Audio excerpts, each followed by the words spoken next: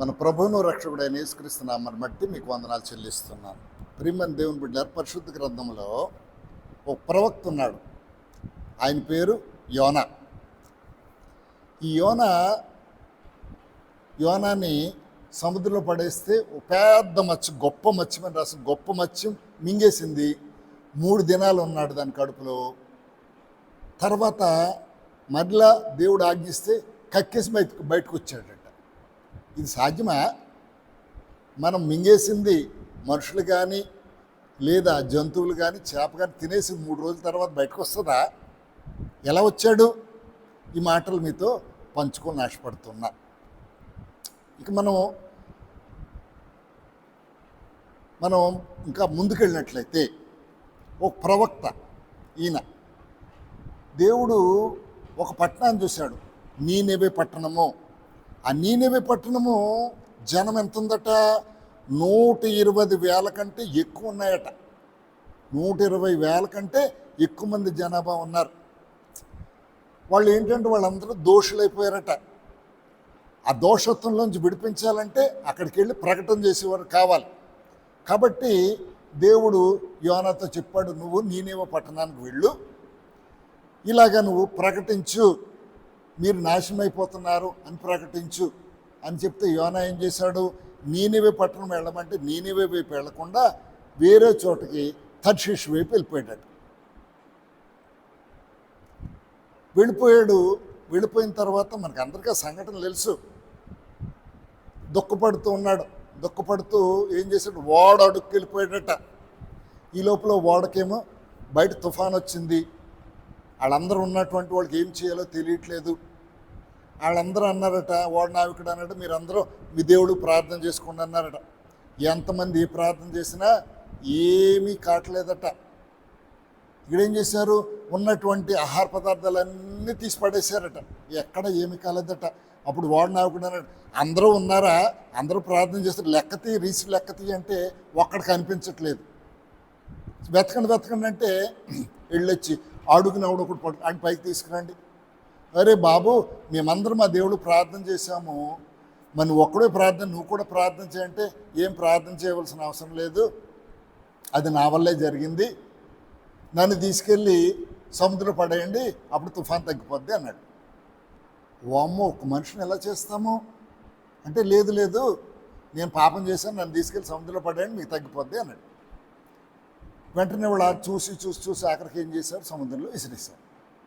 సముద్రంలో విసిరేగానే ఏమైపోయింది? తుఫాన్ ఆగిపోయింది. కారణం తర్వాత చెప్తాను మీకు.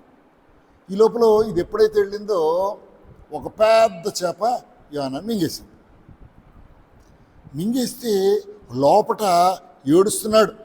ఏం చూడండి, 2వ అధ్యాయం 1వ వచనం చూసినట్లయితే యోనా గ్రంథము, ఆ మత్స్యము కడుపులోండి యోనా యెహోవాకు ఇలా ప్రార్థనించెను, నేను ఉపద్రవంలో ఉండి యెహోవాకు మనవి చేయగా ఆయన నాకు ప్రత్యుత్తరం ఇచ్చెను. పాతాళ గర్భంలో నుండి నేను కేకలు వేయగా నువ్వు నా ప్రార్థన అంగీకరించి ఉన్నావు. నీవు నన్ను అగాధమైన సముద్రంలో పడవేసి ఉన్నావు. ప్రవాహం నన్ను చుట్టుకొని ఉన్నవి, నీ తరంగంలో నీ కరుళ్ళు నన్ను కప్పి ఉన్నవి. నీ సన్నిధిలో నుండి నేను వెలివేయబడినను, నీ పరిశుద్ధాలయంతో మరలా చూచేదని అనుకుంటుని.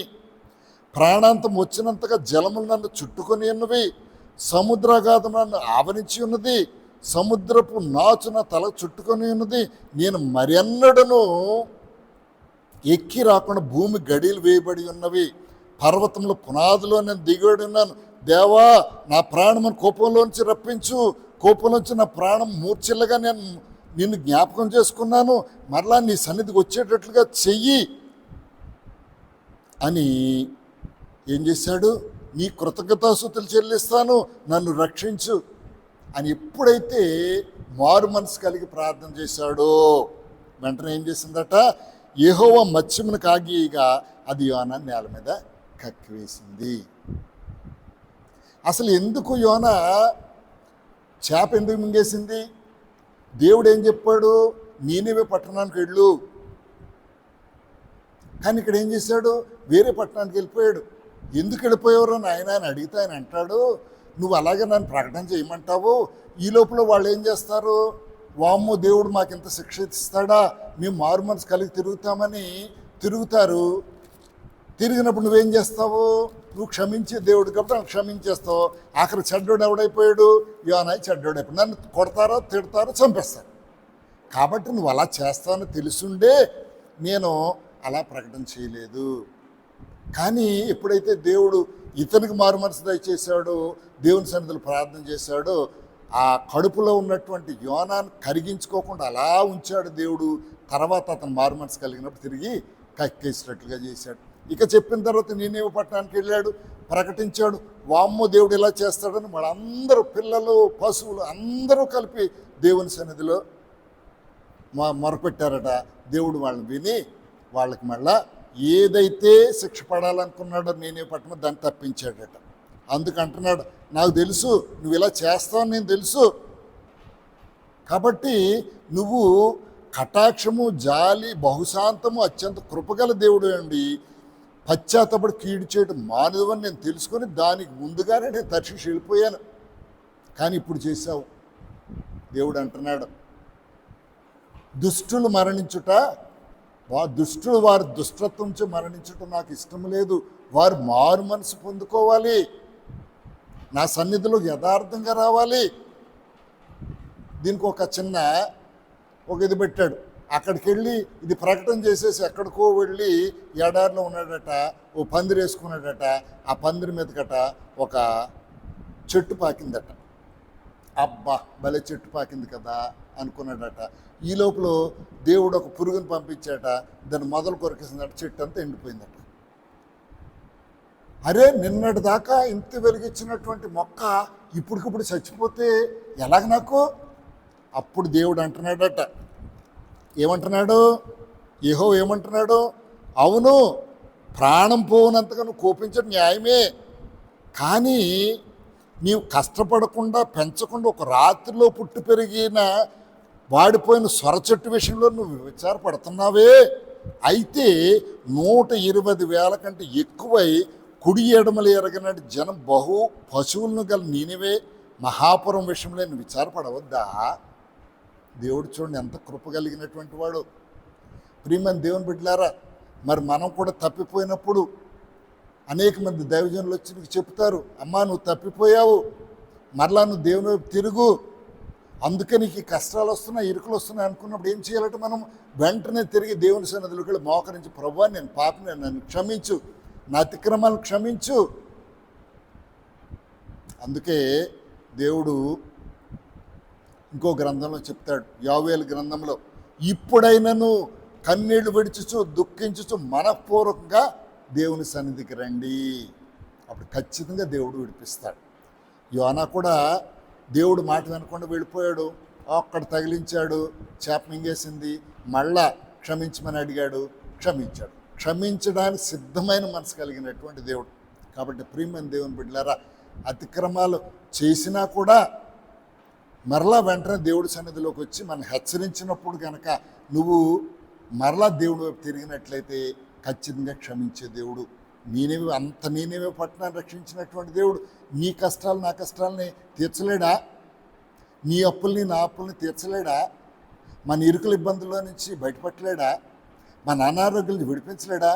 నువ్వు దేవుడి సన్నిధులు మోకరించి అడుగు చూడు, ఖచ్చితంగా వాటన్నిటిలోంచి విడిపించి గొప్ప విజయాన్ని ఇచ్చే దేవుడై ఉన్నాడు. కాబట్టి అంతటి విశ్వాసాన్ని పెంపొందించుకోండి, ఖచ్చితంగా దేవుని కృప పొందుకోండి. ఈ మాటలు దేవుడు దీవించును గాక. ఆమేన్.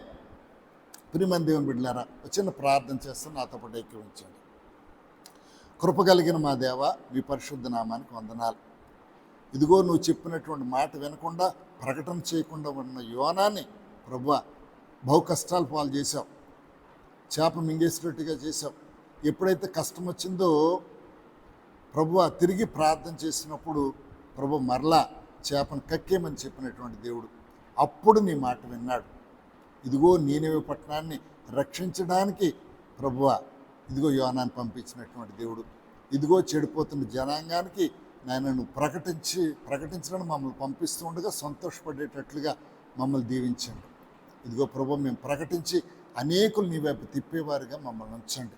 అలాంటి కృప, అలా ప్రకటించే కృప నాకు మాకు అందరికీ దయచేసి నీ మన్నలను నీ కృపను పొందుకునే నన్ను దయ మాకు అనుగ్రహించమని యేసుక్రీస్తు పరిశుద్ధ నామంలో ప్రార్థించి స్తుతించి వేడుకొంచున్నాను తండ్రి. ఆమె ప్రియమైన దేవుని బిడ్డలారా, ఈ వాక్యం మీకు నచ్చితే లైక్ చేయండి, ఇదిగో ఫ్రెండ్స్ కాళ్ళకి పంపించడానికి షేర్ చేయండి.